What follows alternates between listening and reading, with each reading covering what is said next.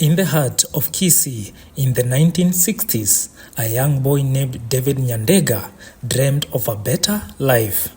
In 1983, like many of his generation, he left his hometown and traveled to Kenya's bustling capital, Nairobi. My name is David Nyandega, born in Kisii back in 1963. I came to Nairobi in 1983 looking for a job, whereby I was offered a job at the Royal Dutch Embassy, that's the Netherlands Embassy. Mr. Nyandega began his career as a chauffeur assigned to drive Mr. Wim Rijkers, the Chancellor of the Netherlands, to Kenya between 1983 to 1985. 85 to 89, I worked for Ambassador Borden Sourcing, also a contract. After that, I worked for the Ambassador Masairak.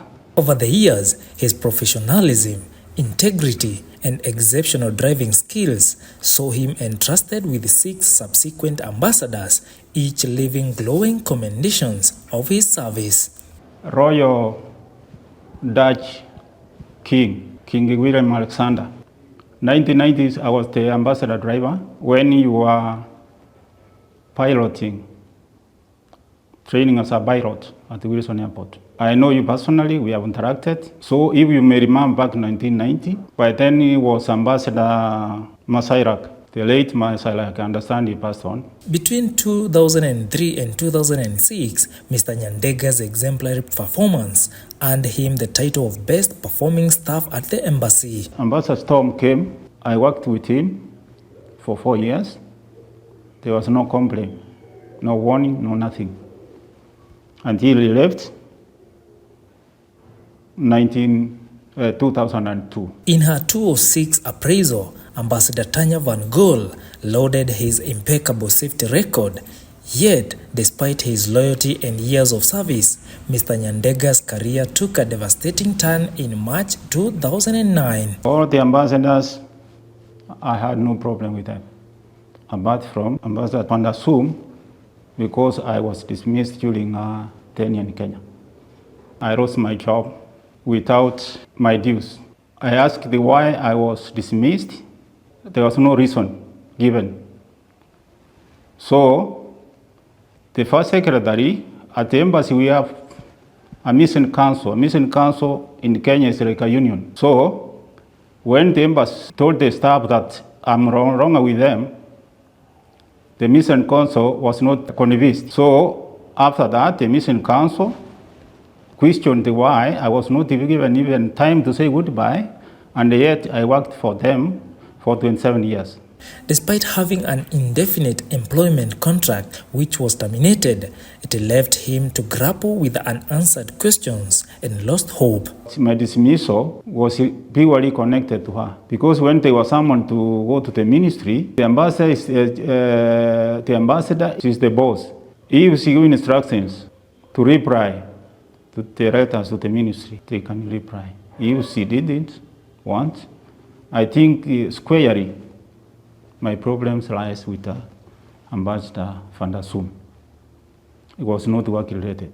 Mr. Nyandega's efforts to seek justice have spanned over 15 years. Despite countless appeals, his voice remains unheard. I appreciate what the Kenya government did to me, because they went ahead.